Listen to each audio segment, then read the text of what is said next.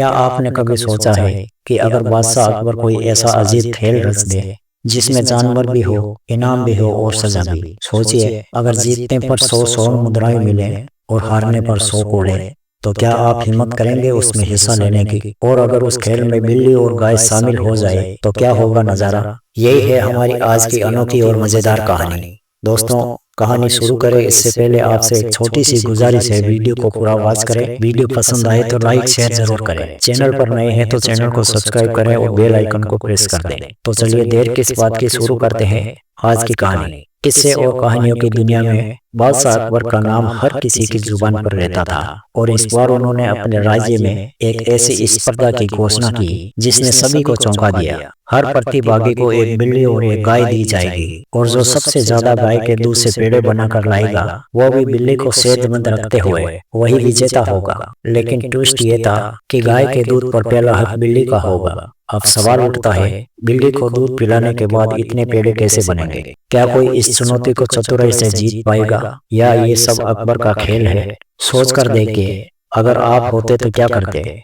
बिल्ली का पेट भी भरना है और फिर पेड़े भी ज्यादा से ज्यादा बनाना है। क्या ये खेल जीतना मुमकिन है? स्पर्धा के नियम इतने सख्त थे कि सुनकर ही लोग कांप उठे। अगर बिल्ली भूख से कमजोर हुई या बीमार पड़ी तो सजा थी 100 कोड़े। अगर किसी ने दूसरी गाय का दूध इस्तेमाल किया या पेड़ों में मिलावट की तो भी 100 कोड़े, और अगर कोई दोनों गलतियां करता तो उसे 200 कोड़े। लेकिन जो इन नियमों को पार कर सेहतमंद बिल्ली और सबसे ज्यादा पेड़े के साथ दरबार में पहुंचता है तो उसे 100 स्वर्ण मुद्राओं का शानदार इनाम दिया जाएगा। अब बताइए, कौन होगा इतना बहादुर और चतुर जो इस जोखिम भरे खेल में उतरेगा? स्पर्धा का समाचार जंगल की आग की तरह फैल गया और नामांकन कार्यालय में लोगों का हुजूम उमड़ पड़ा। हर कोई स्वर्ण मुद्राओं के लालच में था और भीड़ को देखकर बीरबल भी हैरान। उन्होंने कर्मचारियों से पूछा, ये सब यहाँ क्या कर रहे हैं? जवाब सुनकर बीरबल के दिमाग में सवाल उठा, क्या ये स्पर्धा सिर्फ मेहनत और ईमानदार की परीक्षा है या इसके पीछे कोई गहरा राज छिपा है? क्या बीरबल खुद इस खेल में कूद पड़ेंगे? बीरबल तुरंत बादशाह अकबर के दरबार में पहुंचे और पूछा, हुजूर, ये स्पर्धा क्यों रखी? क्या आप सचमुच सिर्फ मेहनती और ईमानदार लोगों की तलाश में है? अकबर ने मुस्कुराते हुए जवाब दिया, हाँ बीरबल, मैं चाहता हूँ कि मेरे राज्य के सबसे काबिल लोग सामने आए। लेकिन बीरबल ने चुटकी ली, हुजूर, स्वर्ण मुद्राओं का लालच तो चतुर और लालची लोगों को भी खींच लाएगा, ईमानदार क्यों आएंगे? अब अकबर क्या जवाब देंगे और क्या बीरबल को उकसाएंगे? अकबर ने हंसते हुए कहा, अच्छा बीरबल, अगर तुम इतने चतुर हो तो इस स्पर्धा में हिस्सा लो और साबित कर दो कि तुम विजेता बन सकते हो। बीरबल ने पूछा, अगर मैं जीता तो 100 स्वर्ण मुद्राएं मुझे मिलेगी? अकबर बोले, हाँ, लेकिन याद रखो, बिल्ली सेहतमंद होनी चाहिए और पेड़े सिर्फ दी गई गाय के दूध से ही बनने चाहिए। बेईमानी पकड़ी गई तो कोड़े खाने को तैयार रहना। क्या बीरबल इस चुनौती को स्वीकार करेंगे या पीछे हट जाएंगे? आइए जानते हैं आगे। आप क्या सोचते हैं, बीरबल ये चुनौती स्वीकार करेंगे या इस बार अकबर को साफ साफ कह देंगे कि ये मुमकिन नहीं है? बीरबल ने जवाब दिया, हुजूर, चतुराई और ईमानदारी में फर्क है, मैं चतुराई से जीतूंगा। फिर पूछा, बेईमानी पकड़ने का इंतजाम क्या है? अकबर ने रहस्यमय अंदाज में कहा, मेरे जासूस पूरे नगर में नजर रखे हुए हैं, कोई बेईमानी करेगा तो पकड़ा जाएगा। फिर मुस्कुराते हुए बोले, संदेह दूर हुआ, जाओ नामांकन करवाओ। क्या बीरबल इस जासूसी जाल को भेद पाएंगे या खुद फंस जाएंगे? बीरबल ने नामांकन करवा दिया और सभी प्रतिभागियों को एक बिल्ली, एक गाय और 1 महीने का समय दिया गया। फिर क्या था, हर कोई अपनी बिल्ली को सेहतमंद रखने के लिए गाय का दूध पिलाने लगे और बचे हुए दूध से पेड़े बनाने में जुट गए। जासूस छिपकर हर एक पर नजर रखे हुए थे।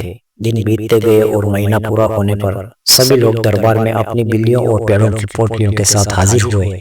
लेकिन अब क्या होगा, कौन बचेगा और कौन सजा पाएगा? सबसे पहले जासूसों ने उन लोगों के नाम उजागर किए जिन्होंने दूसरी गायों का दूध इस्तेमाल किया। उन्हें तुरंत 100 कोड़े लगाए गए। हैरानी की बात, बीरबल का नाम इस सूची में नहीं था। फिर बिल्लियों की सेहत और पेड़ों की जांच शुरू हुई। कई बिल्लियां बीमार और कमजोर थी, उनके मालिकों को भी सजा मिली। जिनके पेड़ों में मिलावट थी उन्हें भी कोड़े खाने पड़े। अंत में सिर्फ 25-30 लोग बचे, जिनमें बीरबल भी था। विरोधी तंज कसने लगे। लगता है बीरबल इस बार बेईमानी नहीं कर पाया। लेकिन क्या बीरबल ने सचमुच कोई चाल चली? अब आपके दिमाग में भी सवाल है ना, क्या बीरबल वाकई ईमानदारी से खेले या कोई अनोखी तरकीब का इस्तेमाल किया? जांच में पता चला कि बीरबल के पास सबसे ज्यादा पेड़े थे और उनकी बिल्ली भी सबसे ज्यादा सेहतमंद। लोग हैरान। बाकी की तुलना में बीरबल के पेड़े भी दोगुने थे। नियम था कि बिल्ली को पहले दूध पिलाना है, फिर पेड़े बनाना है। तो फिर बीरबल ने ये कमाल कैसे किया? लोग कानाफूसी करने लगे। जरूर बेईमानी की होगी, बादशाह का खास है ना। शायद जासूसों ने उसकी शिकायत नहीं की। ये बात अकबर तक पहुंची। क्या बीरबल अब बच पाएंगे या फंस जाएंगे? गुस्से में अकबर बोले, बीरबल, नियमों के हिसाब से तुम विजेता हो, लेकिन 100 स्वर्ण मुद्राएं तब भी मिलेगी जब तुम सभा में बता सको कि इतने पेड़े कैसे बने। बीरबल ने शांत स्वर में कहा, हुजूर, मेरी बिल्ली दूध नहीं पीती, इसलिए सारा दूध पेड़ों में गया। अकबर चिल्लाए, बिल्ली दूध ना पिए ये कैसे संभव है? दूध परोसूं, अगर पी गई तो 100 कोड़े। बीरबल ने कहा, मंजूर, लेकिन अगर ना पिए तो? अकबर बोले, फिर तुम विजेता। अब क्या होगा इस अनोखे टेस्ट में? बीरबल ने अपनी बिल्ली को आसन पर बिठाया और खुद दूर खड़ा हो गया। सेवक ने दूध का कटोरा सामने रखा तो बिल्ली उल्टे पांव भाग खड़ी हुई। बीरबल बोला, देखा हुजूर, मेरी बिल्ली दूध नहीं पीती। सभा में सन्नाटा छा गया, लेकिन सवाल अब भी बाकी था, बिल्ली इतनी सेहतमंद कैसे थी? क्या बीरबल कोई जादू जानता था? अकबर ने पूछा, बीरबल, बिल्ली सेहतमंद कैसे? बीरबल ने जवाब दिया, हुजूर, मैंने बिल्ली को चावल और दाल खिलाकर पाला है। सारा दूध पेड़ों में गया, इसलिए मेरी बिल्ली भी सेहतमंद है और मेरे पास सबसे ज्यादा पेड़े भी है। सभा में तालियां गूंज उठी। अकबर ने बीरबल को विजेता घोषित किया। वो 100 स्वर्ण मुद्राएं दी, लेकिन एक सवाल अब भी अनसुलझा था, बिल्ली दूध से क्यों भागी? तो आप क्या सोचते हैं, क्या बीरबल की चालाकी थी या किस्मत ने उनका साथ दिया? जश्न के बाद बीरबल अपने मित्रों के पास पहुंचा। मित्रों ने पूछा, बीरबल, बिल्ली दूध से क्यों भागी? ये तो बिल्लियों की आदत नहीं। बीरबल ने हंसते हुए कहा, पहले दिन मैंने चीनी मिट्टी के बर्तन में उबला हुआ दूध परोसा। बिल्ली ने एक घूंट लिया और मुंह जलने से भाग गई। फिर मैंने बहुत कोशिश की पर उसने दूध की तरफ मुंह भी नहीं किया। मित्र बोले, लगता है मुंह जलने का डर उसकी याद में बस गया।